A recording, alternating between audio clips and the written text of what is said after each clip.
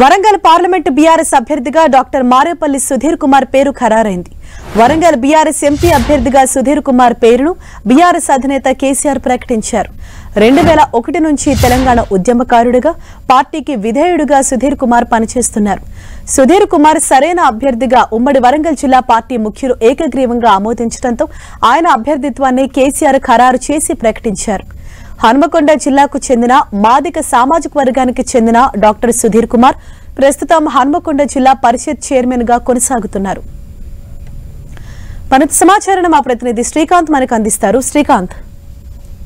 హరీష, వరంగల్ నియోజకవర్గ parliament MP అభ్యర్థిగా కొద్దిసేపటి క్రితం పార్టీ అధినేత కేసీఆర్ డాక్టర్ మారేపల్లి సుధీర్ కుమార్ ను ప్రకటించారు. గతంలో ఈ స్థానాన్ని కడియం శ్రీహరి కూతురు కడియం కావ్యకు అభ్యర్థిగా బరిలోకి దించినప్పటికీ కడియం కావ్య అనూహ్యంగా పార్టీ మారడంతో మరోసారి బీఆర్ఎస్ కొత్త అభ్యర్థిని రంగంలోకి దించాల్సి వచ్చింది. కొత్త అభ్యర్థిపై గత కొన్ని రోజులుగా పార్టీ నేతలతో చర్చలు జరిపిన పార్టీ అధినేత కేసీఆర్ ఈ రోజు ఫామ్ హౌస్ లో వరంగల్ పార్లమెంట్ నియోజకవర్గానికి చెందిన మాజీ ఎమ్మెల్యేలు పలువురు సీనియర్ నాయకులతో భేటీ అయ్యారు. ఈ భేటీలో అందరి అభిప్రాయాలను పరిగణలోకి తీసుకుని అందరి నేతలతో చర్చించిన అనంతరం సుధీర్ కుమార్ సరైన అభ్యర్థిగా నిర్ణయం తీసుకుంటూ సుధీర్ కుమార్ ను అభ్యర్థిగా ఖరారు చేయడం జరిగింది. 2001 నుంచి కూడా అంటే టీఆర్ఎస్ పార్టీలో తెలంగాణ ఉద్యమకారుడిగా సుధీర్ కుమార్ కు గుర్తింపు ఉంది.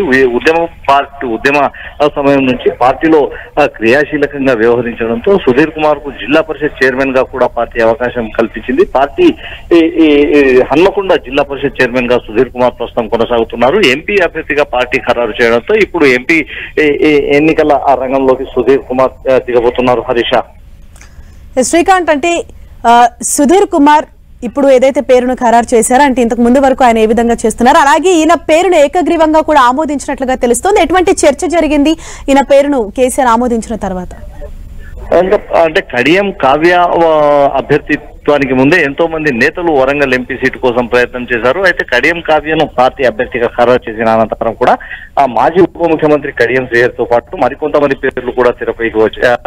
మాజీ ఉప ముఖ్యమంత్రి తాటికొండ రాజయ్యతో పాటు మరికొంతమంది ఎంపీ అభ్యర్థుల పేర్లు తెరపైకి వచ్చాయి. కానీ అందరి అభిప్రాయాలను తీసుకుని పార్టీలో సీనియర్ నేతగా అందరితో కలుపుగోలుగా వ్యవహరించే నేతగా గుర్తింపు ఉన్న మారేపల్లి సుధీర్ కుమార్ వైపు టీఆర్ఎస్ అధినేత ఎక్కువగా ఆసక్తి చూపించడం జరిగింది. ఉద్యమ సమయం నుంచి పార్టీలో కొనసాగుతుండటంతో ఉద్యమకారునికి కూడా తగిన గుర్తింపు ఇచ్చినట్లవుతుందన్న ఒక అభిప్రాయంతో నేతలంతా కూడా పార్టీ అధినేత అభిప్రాయానికి అనుగుణంగానే పనిచేస్తామని స్పష్టమైన ఏకాభిప్రాయంగా చెప్పడం జరిగింది. దీంతో సుధీర్ కుమార్ అందరికీ ఆమోదయోగ్యమైన అభ్యర్థిగా ఉంటారని కేసీఆర్ సుధీర్ కుమార్ ను అభ్యర్థిగా ఖరారు చేయడం జరిగింది.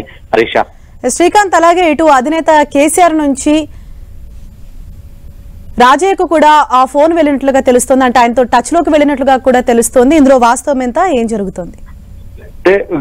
కావ్య అంటే కడియం కావ్య బీఆర్ఎస్ పార్టీకి రాజీనామా చేసిన అనంతరం పార్టీ అభ్యర్థులను ఎంపిక చేసే విషయంలో కొంతమంది నేతలతో చర్చించడం జరిగింది. కడియం కావ్య వెళ్లిన అనంతరం తాటికొండ రాజయ్య కూడా బీఆర్ఎస్ పార్టీకి రాజీనామా చేసినప్పటికీ ఇతర రాజకీయ పార్టీలో అటు కాంగ్రెస్ లో కానీ బీజేపీలో చేరకపోవడంతో రాజయ్యను కూడా అభ్యర్థిగా పరిగణలోకి పార్టీ అంటే రాజయ్య అభ్యర్థిత్వాన్ని కూడా పార్టీ పరిగణలోకి తీసుకుందని చెప్పుకోవచ్చు. పలువురు నేతలతో రాజయ్యకు సంబంధించిన అన్ని అంశాలను కూడా చర్చించినట్టు తెలుస్తుంది. నియోజకవర్గంలో జరిపిన సర్వేలను కూడా పార్టీ ఒక ప్రాతిపదికన తీసుకుందని మనకు అందుతున్న సమాచారాన్ని బట్టి తెలుస్తోంది.